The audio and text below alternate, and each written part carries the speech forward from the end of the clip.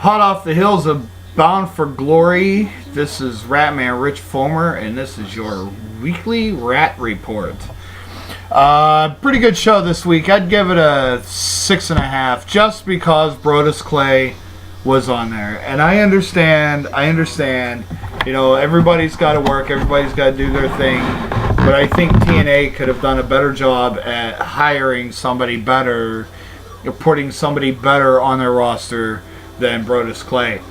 And hey, word is, before I continue on with this, word is Rockstar Spud is officially gone from the TNA roster. He's not on the website page from what I hear. I've been at work. I have not been able to check this. But according to sources, he is no longer part of TNA. They say that he was with, he went to British Boot Camp and working, or British Boot Camp 2, and working with the talent there and trying to find somebody to come to TNA. We all know British Boot Camp is Britain's, UK's version of Gut Check, pretty much. That's where Rockstar Spud actually got his start in TNA, was British Boot Camp 1, and he went on to win OVW television title, and held it for like 56 days, I think it was. Anyway, pretty good show opener this week. The Rockstar Spud thing, don't take anything like that, because unless you see it for yourself, don't believe it. Right now, as it stands, Rockstar Spud is no longer with TNA. So they get rid of Rockstar Spud and they bring in Brodus Clay. Come on, really? I mean, Brodus Clay has been around, you know, they call him Tyrus or Trainwreck or Tyrek or Tyrannosaurus Rex or whatever his name is. I don't really know. But he's that dopey guy that had the Skankadactyls or whatever they were called in WWE, you know, those dancing divas, as they were called. Skankadactyls, Psychodactyls, psychedelic, pterodactyls, terrorizing dactyls, I don't know, but they were train wrecks. Either way you look at it, they were good dancers, but they can't wrestle. And neither can Brodus Clay. Neither could EC3, ABC, DFG, whatever. Kurt opens the show, calls out Bobby Lashley, tells him he has no choice but to defend his title, and nobody's going to stop Bobby Lashley now from defending that title. And he has one person. There's going to be a number one contenders match later on in the main event, as advertised. So he calls out the participants in that main event: Jeff Hardy, EY, A-Dub, and Bobby Roode. And says these are the guys you're going to face, whether you like it or not. Actually, Bobby Lashley had challenged Kurt Angle. I think that would be a good match. Kurt Angle's body isn't what it used to be, like back in the day.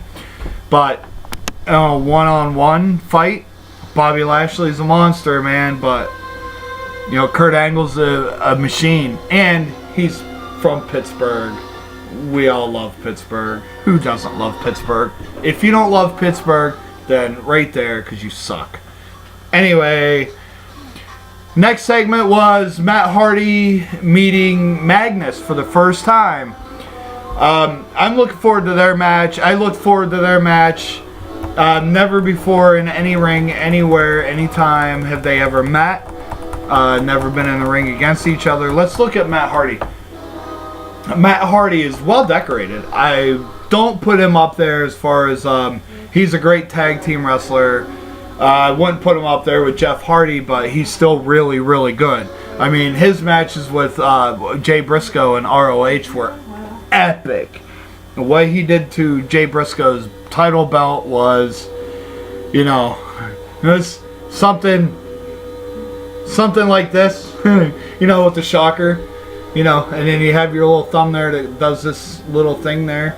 And you can probably wiggle your fingers if you want. It depends on what they like. Anyway, let's get off that subject now. That match takes place later on. Madison Rayne versus Havoc. Listen, Madison did what she had to do to win. People were saying that she grabbed the tights, but listen, this is Madison freaking Rayne.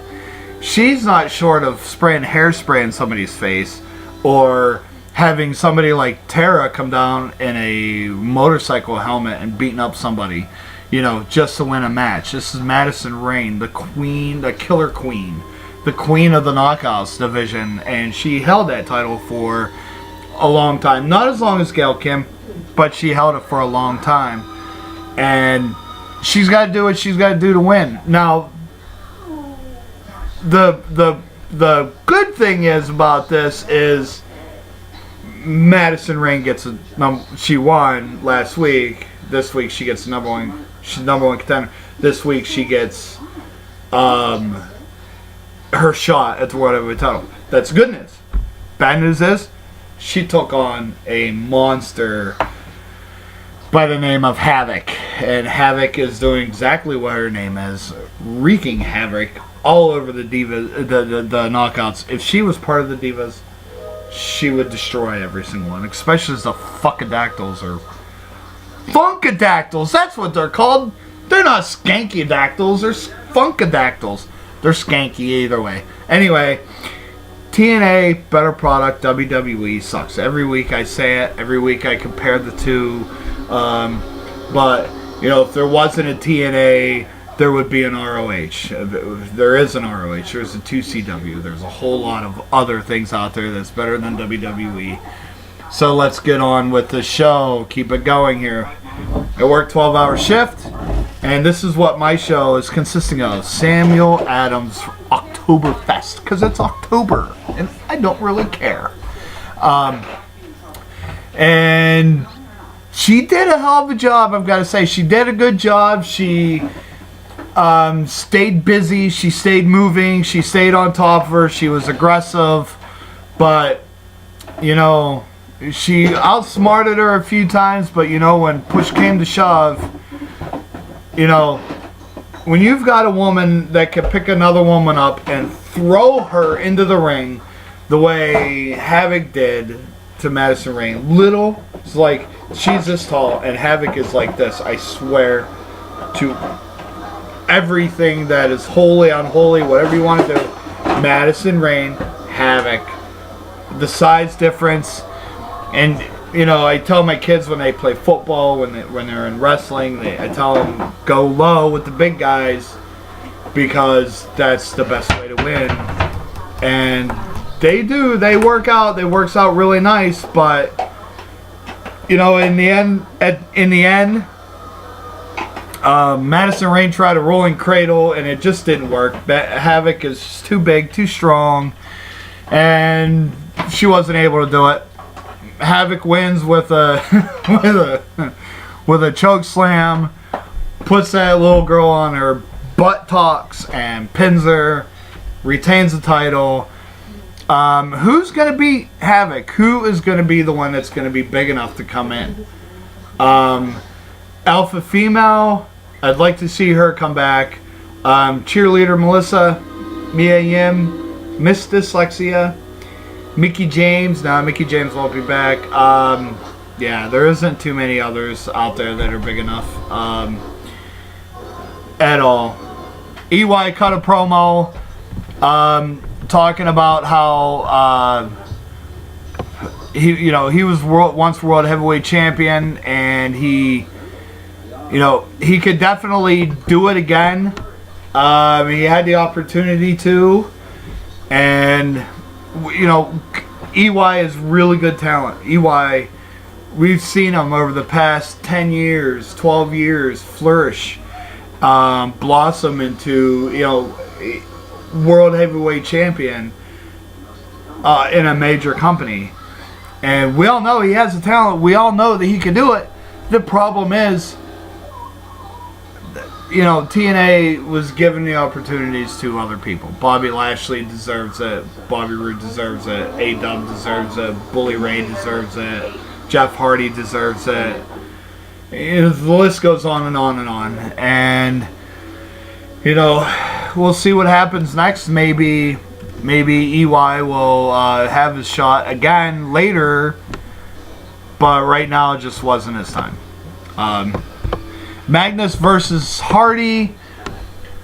That was a good match. It was a match much like many others that have impressed me with Matt Hardy. He caught Magnus with that cutter off the second rope and went for the win. Why is it that Magnus jobbed to Jeff Hardy? Magnus is former TNA champion. Much like Bobby Roode, all of his matches were tainted and crap victories, but he's a good talent, like Bobby Roode, like Matt Hardy. But, you know, he's Matt Hardy. They're setting this up because Matt Hardy's going to face Sonata and Chijiri at the next Wrestle 1 pay-per-view, which I'm looking forward to. I'm going to watch it. I'll do a show on it. I just have to get dates and figure out when that's going to be, but it's going to be huge. Tajiri, huge talent. Sonata, one of Japan's finest talents. We'll see what happens next. DJZ, Bromance, boo, versus the Menagerie. And the Menagerie won. I can't believe they won, but there was a lot of ass smacking in that. DJZ kept smacking Rebel's ass. Nux grabbed DJZ and spanked him. He must have hit him like 10 times. He turned him over his knee in the middle of the ring and smacked his ass, spanked him. I thought he was going to hump him, but he didn't. Thank goodness, because there's nothing wrong with being gay or homosexual. I'm just saying, it would have been funny if he would have turned around and just, okay. So anyway, the Menagerie won. Huge victory from the Menagerie. I think this is win number 2 for them. It's like when Barry Horowitz wrestled all of his entire career and lost every single match except for Skip of the Body Donis. You remember Skip? Chris Candido, former NWA champion. A man who has beat so many people in the ring. Barry Horowitz caught him off guard and he won. This one wasn't necessarily a catch off guard. Yeah, I did that. It wasn't a catching off guard, but the Menagerie, they actually let Crazy Steve show off his true talents. The guy's got talents. I've seen videos of him before he came to TNA, and he was, hell, I'll eat it. Pork chops from the grill. Of course I'll eat them. And the Menagerie won. That's big news. I was actually going to open the show with breaking news. The Menagerie actually won a match, but I didn't do it. So, Brodus Clay, I said him at the top of the show. Brodus Clay versus with EC3. What a nightmare. Okay, I didn't like him in WWE. I don't like him now. I thought him and the Fuckadactyls they were a ripoff of the Who Train and The Godfather. I don't even want to talk about Trainwreck, Tyrannosaurus, whatever. But he's always got that look on his face like he's full of smoke or lacquer or water. I don't even know, but he doesn't have any talent. He's in this, he gets in the ring, he fights again. Oh, Shell, yeah. That guy, that fat, no good PLS, get that guy off of TV. Keep Shark Boy out of the picture. Eating donuts in the back, acting like Stone Cold Steve Austin. You know what I think? I think Stone Cold Steve Austin should come in just a one night thing and beat the snot out of beat the crap out of EC3 and Brodus Clay. But I want him to go after Shark Boy, Lava Girl, whatever. Just get him the hell out of there. Keep him out of there. Take Rockstar Spud out. Take freaking Brodus Clay out. Get rid of freaking EC3. You know, there is nothing that anybody can tell me about Brodus Clay that, and I'm going to keep calling him Brodus Clay because I'm having a really hard time calling him Tigress, Tigression, Trainwreck. I don't know. His name is Tyrus. His name is Tyrus. His name is Tyrus. His name is Tyrus. Oh, did I mention his name is Tyrus? My client, Brock Lesnar. Okay, that's exactly where that went, and I can't take it anymore. So I'm just going to move right on. He talked about, you know, EC3 talked about being, I am going to say this, EC3 talked about being hardcore. And who comes out to the ring? I thought it was going to be Bully Ray, because they kind of have unfinished business to take care of. But instead it was Devon. Devon comes out and calls him Tyrek, in which I think that fits Tyrek. I'm going to start calling him Tyrek from now on. His name is Tyrek. His name is Tyrek. His name is Tyrek. His name is Tyrek. Did I mention his name is Tyrek? His name is Tyrek. Tyrek. Tyrek. Tyrek. Sitting on toilet? Sitting on toilet? I don't know where that came from. Anyway, so Devon gets in the ring and goes to get in the ring, and Bram comes out and hits him with a trash can lid.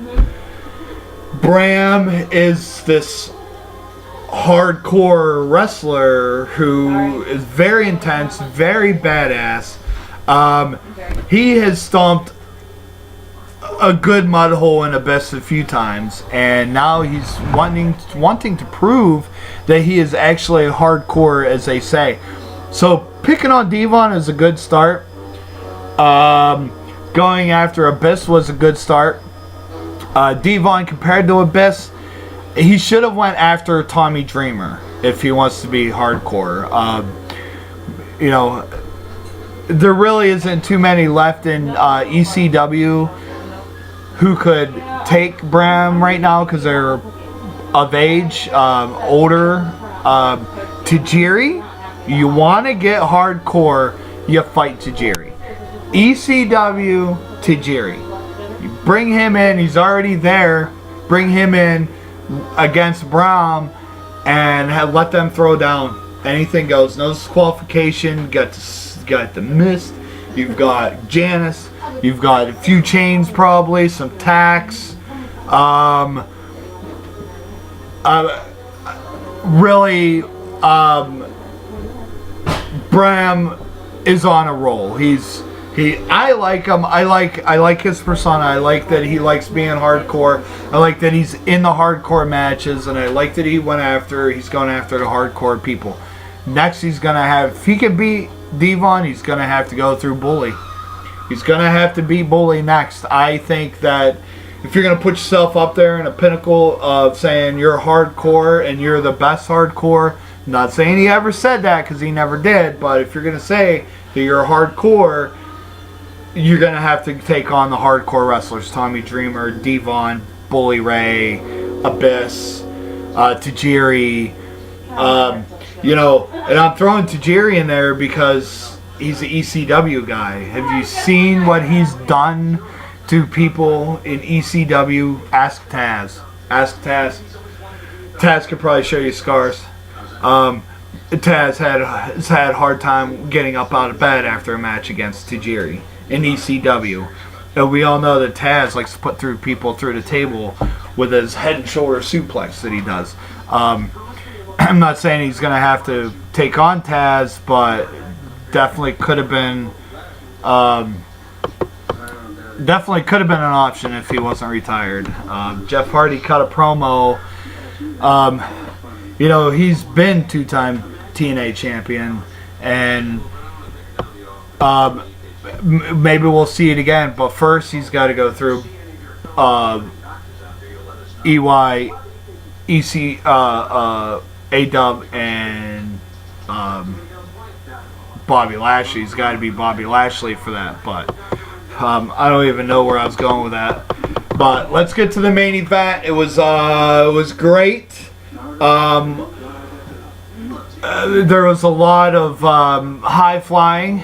Not as much as you would see in like an X Division match, but for heavyweights, it was good. And Austin Aries isn't even really considered a heavyweight. But anyway, it was a good match.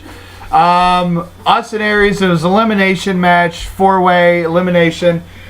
Bobby Roode and A-Dub both use their finishers, Spine Buster, or Brain Buster, and the Roode Bomb. Took out EY and Jeff Hardy right away. From then on, it was A-Dub and Roode. They were great match, great action, and Bobby Roode won. Hit the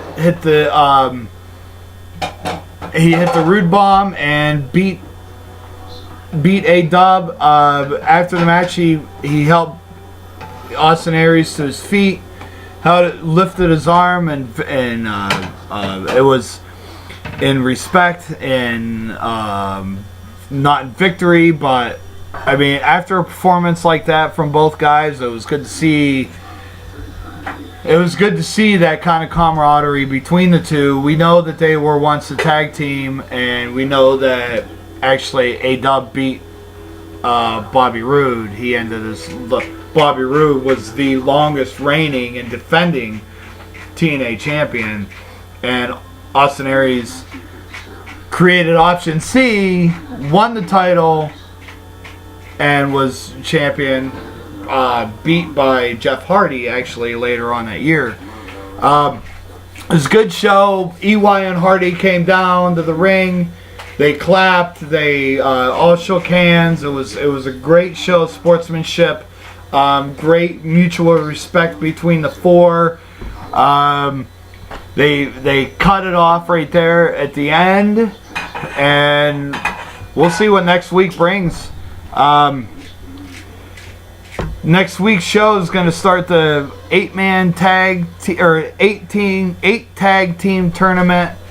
And from what I've read, the Hardys are already in there. The Wolves cut a promo at the end of the show, pretty much saying, you know what, we're the best team. We beat the 2 greatest teams to ever grace through TNA. Not the greatest teams of all times. Dudley's and Road Warriors, in my opinion. So it's kind of hard. I'm biased on that, but you take a TLC match and the Wolves won the TLC match. A Full Metal Mayhem is what they called it, and they called everybody out and said, "Look, you think you got what it takes? Come on." Next week we're gonna see that tournament start. I'm not sure. You can actually, I went on the TNA website and they have a hashtag tag title tournament. There you can put in your choices. And from what I seen at the end, it was Mr. Anderson and Sam Shaw, or maybe it wasn't Anderson and Sam Shaw, but it was Jay-Z or DJZ and Godders. It's going to be good. They're pretty much going to pair people up. So hashtag tag title tournament. Go in, vote for who you want, and it's gonna be a throw together, because we all know that TNA really doesn't have a tag team division, and I would like to see new fresh faces, a new tag team. I'd like to see the tag teams pick up in TNA. They would need a lot more people. I'd like to see the Bucks back in there, the Young Bucks back in there. Maybe not as Generation Me, but I'd like to see them in there again. I know they're part of Bullet Club and New Japan Pro Wrestling and ROH, but they need more tag teams in there. The Wolves are on top right now, and they're hot. That tag team series was phenomenal. One of the best I've seen since Motor City Machine Guns taking on Beer Money, the best of 3 series a few years ago. That was a good series. This last series was good too. Also, next week we're going to see a contract signing between Bobby Roode and Bobby Lashley. And just like with weddings, there's always a fight when there's a contract signing. Somebody goes through a table, somebody ends up bloody, somebody ends up getting their asses kicked. We see it every time. Same with a wedding. Somebody always gets hit with something. And next week isn't going to be any different. But, you know, this is what makes it interesting. We know that if there's a wedding, somebody's going to get beat up. Last wedding I seen in wrestling was Bully Ray, Marion Brooke, Hogan, brother. And I think Hogan was a little upset with that, even though it wasn't real. She was actually engaged to somebody else. But I think Hogan's problem was, if he marries somebody, she marries somebody, he's not going to be able to put lotion on her ass anymore. So anyway, next week, 8-team tag team tournament, and Bobby Lashley and Bobby Roode sign their names to the dotted line and get that match going. I am looking forward to that. I'm looking forward to next week's show. All right, this has been the Ratt Report.